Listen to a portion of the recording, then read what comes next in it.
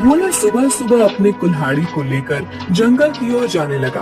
भोला रोज लकड़ियां तोड़कर लाता और गांव में जाकर बेचता। जो भी थोड़े पैसे मिलते उससे जैसे तैसे अपना पेट भरता। उस दिन जब भोला लकड़ी काटने गया, उसने देखा कि बहुत सारे पेड़ पहले से ही कटे हुए हैं। फिर अरे ये क्या, लगता है आज कलवा मुझसे पहले आकर लकड़ियां तोड़कर चला गया। वैसे भी कलवा को तो मुझसे बहुत ज्यादा लकड़ियों की जरूरत होती है, इसीलिए आया होगा। चलो अब जंगल के और अंदर जाना होगा। भोला और अंदर चला गया। उसने देखा कि बीच जंगल में बहुत से पेड़ थे। उन पेड़ों को देखकर अरे वाह, यहाँ पर तो बहुत सारे पेड़ हैं। अगले 2 महीनों तक भी रोज लकड़ियाँ काटो तो भी कम नहीं पड़ेंगी। भोले ने पेड़ काटने के लिए कुल्हाड़ी उठाई। तभी उसने देखा कि ऊपर एक बंदरिया अपने नवजात बच्चे के साथ उस पेड़ पर बैठकर फल खा रही थी। वो बंदरिया इतने प्यार से अपने बच्चे को पकड़कर बैठी थी कि उनका प्यार देखकर भोला रुक गया। ये क्या करने जा रहा था मैं? अगर मैंने ये पेड़ काट दिया, माँ बंदरिया और उसके बच्चे का घर टूट जाएगा। नहीं, मुझे ऐसा नहीं करना चाहिए। शायद इस पेड़ पर बहुत सारे फल हैं, इसीलिए ये बंदरिया यहाँ रहती होगी। चलो मैं कोई ऐसा पेड़ काटता हूँ जिस पर किसी जानवर या पंछी का घर ना हो। भोला और आगे चला गया। उसने अपनी जरूरत के अनुसार लकड़ियाँ काटी और उन्हें बेचने चला गया। ऐसे ही दिन बीतते रहते हैं। भोला रोज उस बंदरिया और उसके बच्चे को देखता। कभी कभी भोला बंदरिया को खिलाने के लिए घर से रोटी भी ले आता। एक दिन जब भोला लकड़ी काटने गया, तब उसने देखा कलवा उसी पेड़ पर कुल्हाड़ी चला रहा था जिस पेड़ पर उस बंदरिया रहती थी। कलवा को उस पेड़ को काटते देख, अरे कलवा, ये क्या कर रहे हो? ये कैसा सवाल है? भगवान ने आंखों की जगह बटन लगाकर भेजा है क्या? दिखाई नहीं देता? लकड़ी काट रहा हूँ। वो तो मैं देख रहा हूँ कलवा, लेकिन इस पेड़ की लकड़ी क्यों काट रहे हो? किसी और पेड़ की लकड़ी काटो। पेड़ पर देखो, एक बंदरिया का घर है, उसके साथ उसके नवजात शिशु भी है कलवा। तो क्या हुआ? वो बंदरिया किसी और पेड़ पर चली जाएगी। इतने सारे पेड़ तो हैं। लेकिन कलवा, लेकिन कुछ नहीं। चल निकल जा यहाँ से। आया बड़ा मुझे सिखाने वाला। और सुन, इस पेड़ को तो पूरा मैं ही काटूंगा। ये ध्यान रखना, तुझे चाहिए तो कहीं और चला जा, नहीं तो ये देख रहा है ना कुल्हाड़ी, मुझे जरा सी भी देर नहीं लगेगी इस कुल्हाड़ी को तुझ पर चलाने में। कलवा पेड़ काटने लगा। भोला बेचारा चाह कर भी कुछ नहीं कर पाया और आगे चला गया। दोपहर के समय जब भोला जंगल से लौट रहा था, तब सपने देखा कि कलवा ने वो पूरा पेड़ काट डाला था। भोला को बहुत बुरा लग रहा था। तभी उसकी नजर पेड़ के एक बड़े लकड़ी के नीचे गई। वो बंदरिया उस लकड़ी के नीचे मरी पड़ी हुई थी। उसे देख भोला की आंखों में आंसू बहने लगे। भोला को लग रहा था कि शायद उसके बच्चे की भी मौत हो गई है।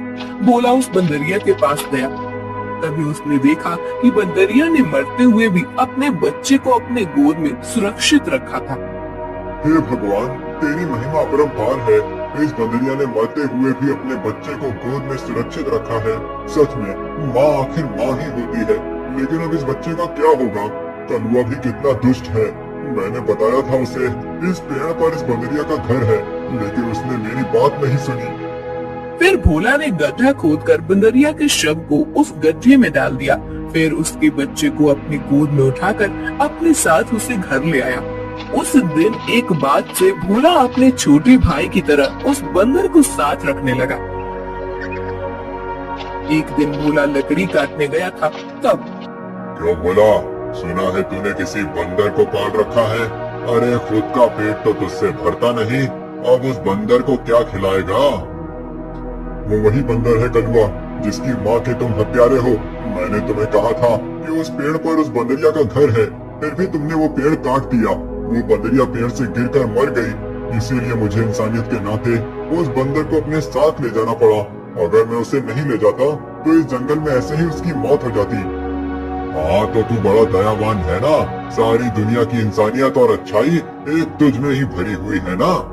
कलवा, मेरी तुमसे विनती है कि आगे से तुम कोई भी पेड़ काटते समय थोड़ा ध्यान दो कि किसी जानवर पंछी का घर न टूटे।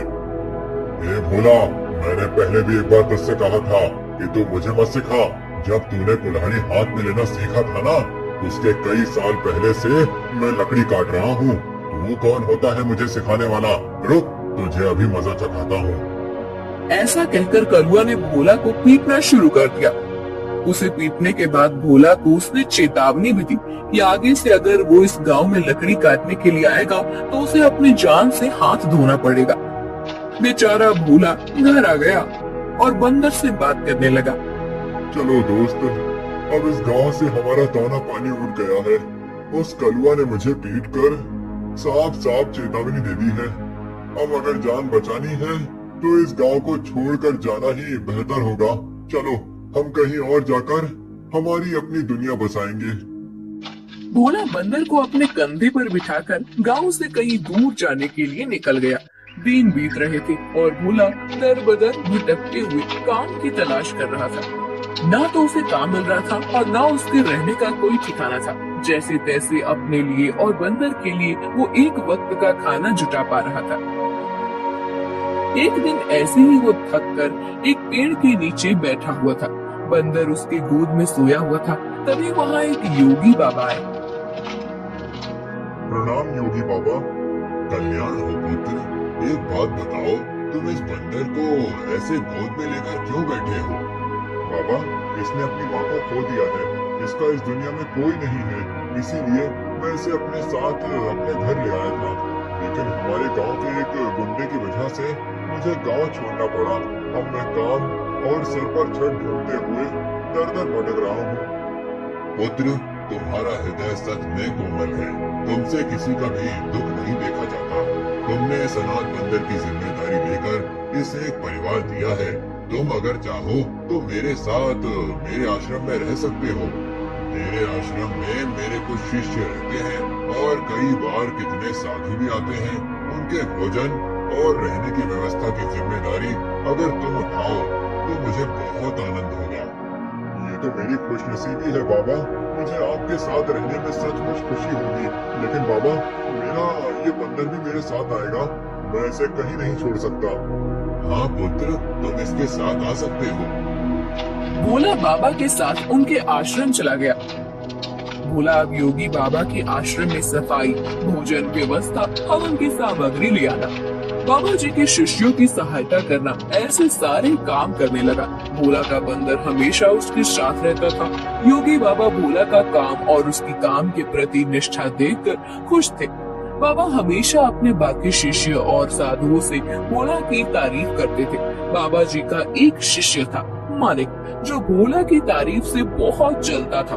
उसे लगता था कि भोला तो एक साधारण लड़का है, फिर भी बाबा जी उसकी बड़ी तारीफ करते हैं। जबकि मैं इतनी पढ़ाई करता हूँ, वेद पाठ करता हूँ, फिर भी बाबा जी को मेरी कोई अहमियत नहीं है। एक दिन, बड़े भैया, ये लीजिए, आपके लिए ये ताजे फल लेकर आया हूँ। बोला, आजकल तुम ज्यादा आलसी हो चुके हो।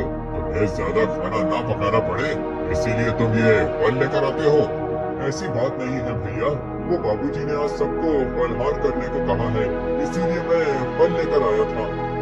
भोला बात कर ही रहा था कि तभी उसका दोस्त बंदर आया और उसने मानिक के फल खा लिए। अरे अरे, ये क्या? अरे संभालो तुम्हारे इस बंदर को। पूरे आश्रम को सर पर उठाकर रखा है। ये बंदर मेरे फल खा गया। भोला, अभी के अभी इस बंदर को भगाओ इस आश्रम से, नहीं तो मैं योगी बाबा से इसकी शिकायत करूंगा। मानिक भैया, मैं आपसे माफी मांगता हूँ और आपके लिए और फल लेकर आता हूँ, लेकिन मेरे इस भाई को मैं अपने से अलग नहीं कर सकता। मानिक को भोला पर बहुत गुस्सा आया। उसने योगी बाबा से भोला की शिकायत की, लेकिन बाबा जी ने भोला का पक्ष लेकर मानिक को ही सुना दिया और ध्यान मग्न हो गए। आज तो हद हो गई। इसकी वजह से गुरु जी ने मुझे डांटा। इसका कुछ करना ही पड़ेगा, लेकिन इस तरह कि मेरा नाम कहीं न जाए और इसकी छुट्टी हो जाए। कुछ दिन के बाद योगी बाबा को उस गांव के राजा ने अपने राजमहल में आने का आमंत्रण दिया। योगी बाबा अपने शिष्यों के साथ भोला को लेकर राजमहल चले गए। राजा ने उनकी बड़ी आओ भगत की। 2 दिन राजमहल में रहने के बाद सब आश्रम लौट गए।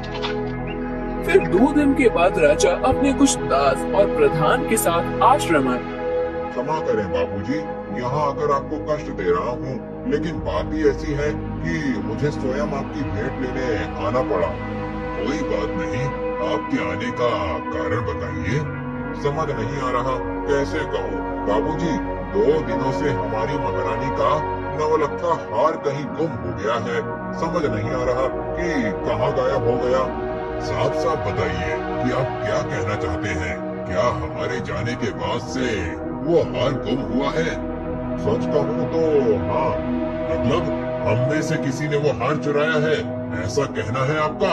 नहीं बाबूजी, मैं आप पर शक करने का पाप नहीं कर सकता, लेकिन महारानी की वजह से मुझे यहाँ पर आना पड़ा। महाराज, आपके यहाँ आने की वजह से मुझे कोई आपत्ति नहीं हुई, लेकिन मैं अपने सारे शिष्यों को अच्छे से जानता हूँ। मेरे शिष्यों में से कोई भी चोरी जैसा पाप नहीं कर सकता। फिर भी अगर आपको तसल्ली ना हो तो आप सबकी तलाश ले सकते हैं। राजा के साथ आए हुए दासों ने सबकी तलाशी ली। तब उन्हें भोला की झोली में वो 9 लखा हार छुपाया हुआ मिला। वो भोला को पकड़कर ले गए। छोड़ो मुझे, मैंने कुछ नहीं किया है बाबूजी, मैं सच कह रहा हूँ, मैंने चोरी नहीं की। भोला, तुमने चोरी की है? मैं सोच भी नहीं सकता था कि तुम इतनी गिरी हुई हरकत कर सकते हो। नहीं नहीं मालिक भैया, मैं सच कह रहा हूँ, मैंने कुछ नहीं किया। मैंने उस हार को देखा भी नहीं था। बाबूजी, ये लड़का रंगे हाथों पकड़ा गया है, अब मैं कुछ नहीं कर सकता। मुझे इसे सजा दिलाने के लिए महल लेकर जाना होगा। बाबूजी, मुझे बचा लीजिए, मैंने सच में कुछ नहीं किया। आप मुझे जानते हैं, मैं चोरी के बारे में सोच भी नहीं सकता। बुरे से बुरे वक्त में भी मैंने चोरी नहीं की, तो अब क्या करूँगा? मेरा विश्वास कीजिए। राजा के दास भोला को ले जाने लगे, तभी उनके पीछे से आवाज आई। रुकिए, मेरे भाई ने चोरी नहीं की है। सबने पीछे मुड़कर देखा। भोला का बंदर पीछे खड़ा होकर बोल रहा था। महाराज, मेरे भाई ने चोरी नहीं की है। ये हार किसी ने जानबूझकर उसके झोले में डाला है। ये क्या, एक बोलने वाला बंदर? हाँ, मैं एक बोलने वाला बंदर हूँ। मेरे बचपन से लेकर भाई मुझसे बात करते आए हैं। ये रोज मुझसे ढेर सारी बातें करते हैं। उन्हें बोलते हुए देख और उनकी बातें सुनकर ही मैंने बोलना सीखा है।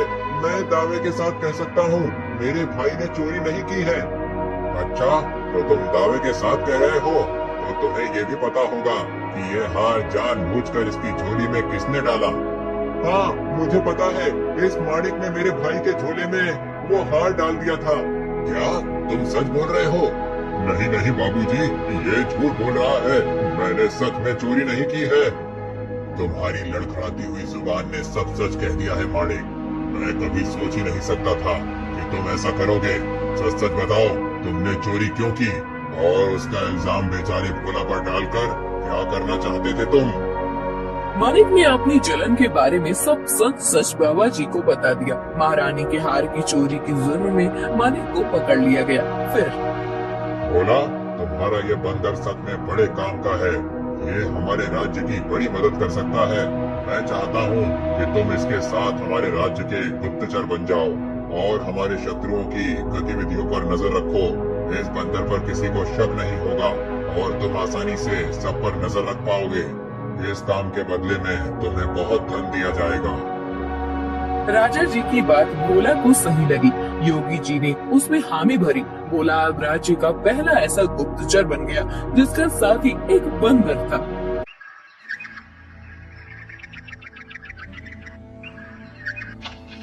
रूपा अपना पिज्जा का ठेला लेकर जा रही थी। ले लो, गरम पिज्जा ले लो, वेज पिज्जा, चीज पिज्जा ले लो। बहुत दिनों से रूपा का पिज्जा का धंधा कुछ ठीक से नहीं चल रहा था। ग्राहक उसके ठेले के पास से गुजरते थे, लेकिन पिज्जा खरीदने के लिए नहीं रुकते थे। तभी वहाँ रूपा के पिता की उम्र का किशोरी लाल आया। किशोरी लाल सीटी बजाते हुए, अरे वाह, आज तो लगता है मेरी नसीब बहुत जोरों पर है। सुबह सुबह चिकनी चमेली के दर्शन हो गए। मेरा रास्ता छोड़िए। अरे रास्ता छोड़े मेरे दुश्मन। हम दोनों के तो रास्ते जल्दी ही एक होने वाले हैं और तुम बोल रही हो कि रास्ता छोड़ दो। ये ठीक नहीं है डार्लिंग। अच्छा, तुम्हें डार्लिंग कहूंगा तो चलेगा ना? वो क्या है ना, मैंने सुना है कि आजकल की लड़कियों को डार्लिंग, जानू, बच्चा ऐसे सब सुनना अच्छा लगता है। तुम बताओ मैं तुम्हें क्या कहकर पुकारूं? कोई जरूरत नहीं है मुझे किसी भी नाम से पुकारने की, जाने दीजिए मुझे। रूपा रास्ता बदलकर जाने लगी। तभी किशोरी लाल ने रूपा का हाथ पकड़ लिया। छोड़ो मेरा हाथ, छोड़ो। अपनी बेटी की उम्र की लड़की का हाथ पकड़ने में शर्म नहीं आती तुम्हें किशोरी लाल? ये किशोरी लाल नहीं, सुनिए जी कहकर बुलाओ मुझे।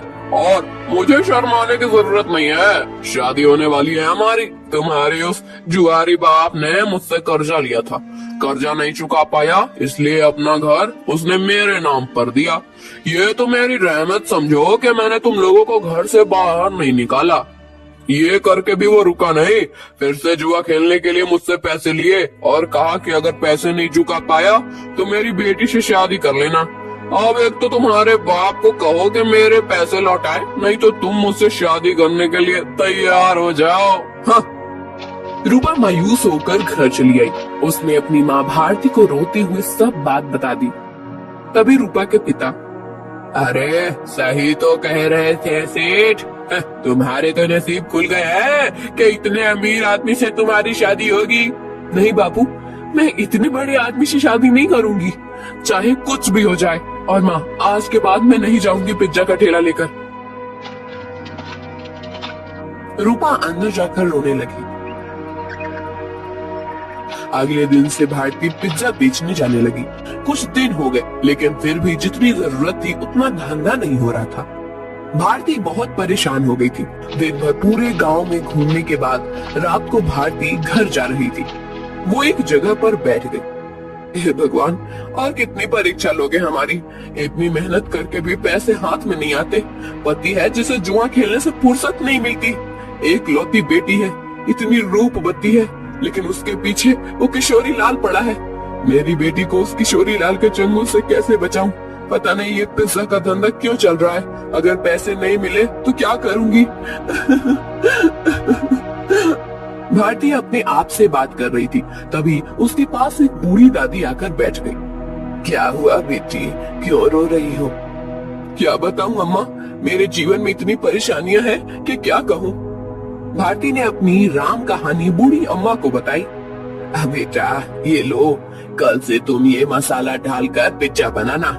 देखना, इस जादुई मसाले से जो पिज्जा बनेगा उसका स्वाद के चर्चे दूर दूर तक होंगे। जल्द ही तुम्हारी सारी परेशानियां दूर हो जाएंगी। भारती को वो मसाला देकर बूढ़ी अम्मा गायब हो गई। अगले दिन भारती ने उस जादुई मसाले से पिज्जा बनाया। अरे वाह माँ, आज तो पिज्जा की खुशबू बहुत अच्छी आ रही है। मैं एक खाकर देखूं? वाह माँ, ये तो सच में बहुत अच्छा बना है। कैसे बनाया तुमने ये? इसमें कुछ अलग डाला है क्या तुमने? हाँ, कल रात को ये थक कर उस पुराने खंडर के पास बैठी थी, तभी वहाँ एक बूढ़ी अम्मा आई थी। मैं बहुत परेशान होकर रो रही थी। तभी उन्होंने मुझे मेरे रोने का कारण पूछा। जब मैंने उन्हें हमारे बारे में सब सच बताया, तब उन्होंने मुझे ये मसाला दिया और कहा कि इसमें पिज्जा में डालकर पिज्जा बनाऊंगी तो पिज्जा का स्वाद बढ़ जाएगा। वही मसाला में डाला है अभी इसमें। क्या? उस खंडर के पास? माँ, तुम्हें पता नहीं वहाँ क्या है?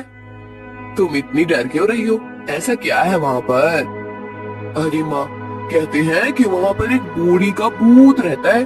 तुम्हें जो बूढ़ी अम्मा मिली थी, कहीं वो वही भूत तो नहीं थी? ये क्या बोल रही हो तुम बेटा?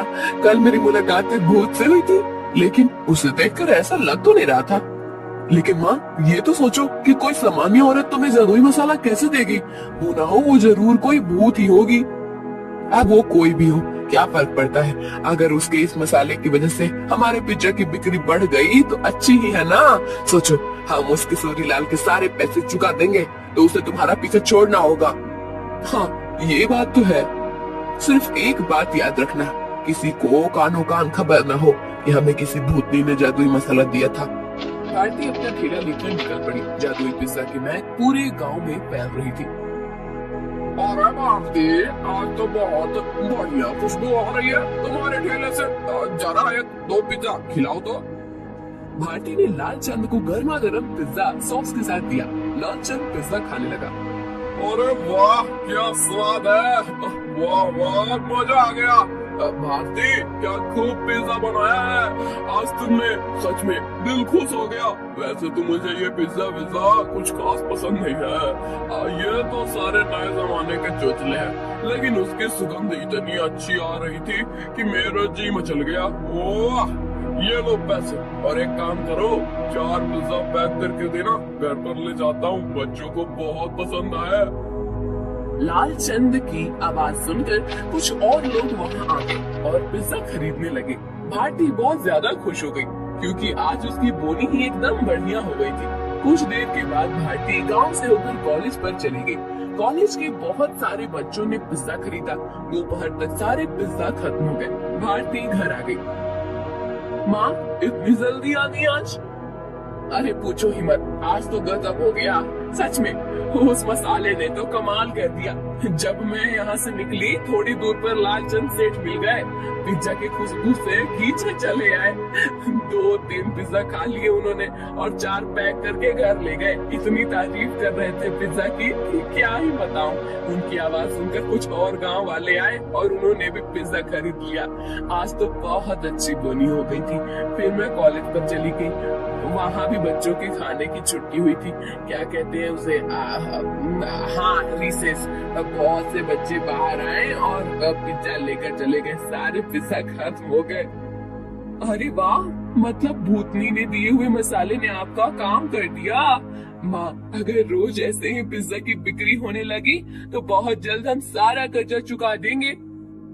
हाँ बेटा, ऐसा ही होगा। एक दिन, रूपा, मैं सोच रही हूँ कि मैं दोपहर को घर आ जाती हूँ, बाद में पूरा टाइम मैं खाली बैठ रहती हूँ, तो क्यों न शाम के समय भी पिज्जा का ठेला लगाना शुरू कर दूँ।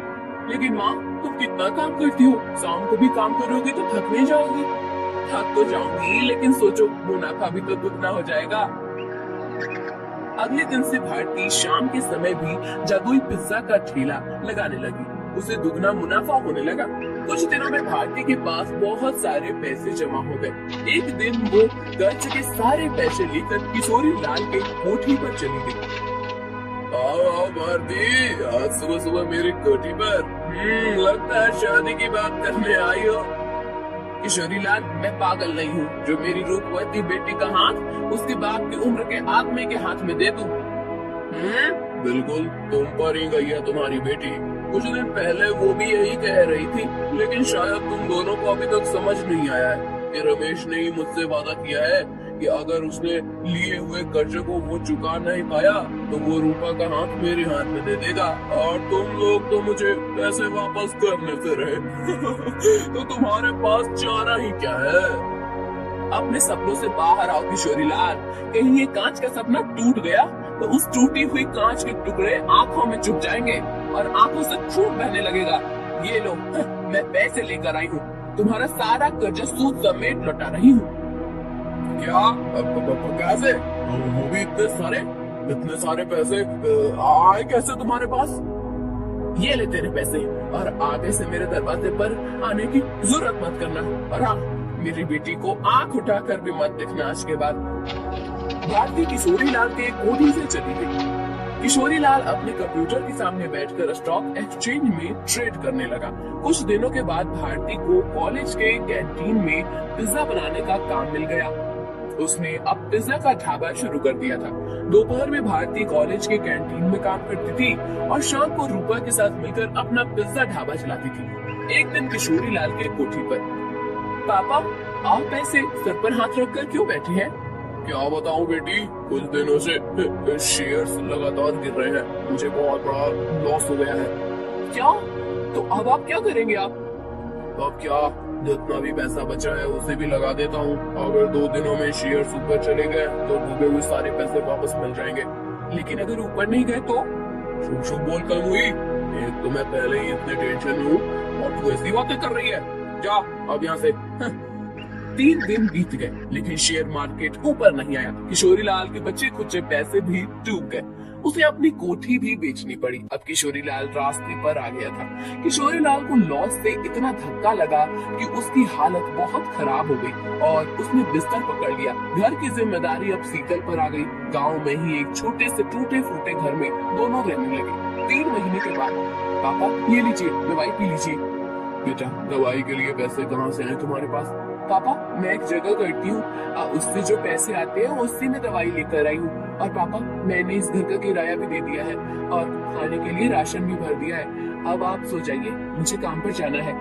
ये सब उस भारती की वजह से हुआ है। जिस दिन से वो आकर मुझे खरी खोटी सुना कर गई, उसकी बेटी भी हाथ से चली गई। मैं छोड़ूंगा नहीं उस भारती को। पापा, आप तो समझिए, इसमें भारती चाची की कोई गलती नहीं है। रूपा मेरी उम्र की है। उसके साथ शादी की बात करने के बारे में सोचते हुए आपको ही शर्म आनी चाहिए थी। कौन सी माँ चाहेगी कि उसकी बेटी की शादी ऐसे आदमी से हो? मुझे बहुत दया आ रही है उन पर। दया तो उन्होंने हम पर दिखाई है पापा। मैंने आज तक आपको बताया नहीं, लेकिन हमारा घर जो चल रहा है ना, वो उनकी वजह से है। मैं भारती चाची के ढाबे पर ही काम करती हूँ। क्या सच? हाँ पापा, आपने उनके साथ इतना बुरा किया, उनका घर ले लिया, फिर भी उन्होंने हमारे बुरे वक्त में हमें सहारा दिया है। किशोरीलाल शीतल की बात सुनकर हक्का बक्का रह गया। उसने भारती को घर बुलाकर माफी मांगी। रूपा से बदतमीजी करने के लिए रूपा से भी माफी मांगी। शीतल भारती के साथ काम करते हुए पैसे कमाने लगी और धीरे धीरे उनकी भी जिंदगी सुधर गई।